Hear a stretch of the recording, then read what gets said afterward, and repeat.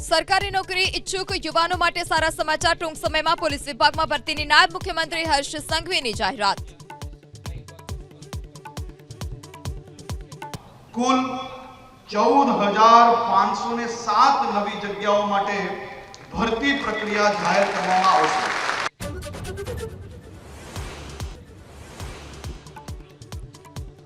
मुंबई में माहिम स्टेशन पास लागेली आग थी अफरातफरी। 8 થી 10 मकान बळीने खाक। सदनसीबे कोई जानहानि नहीं।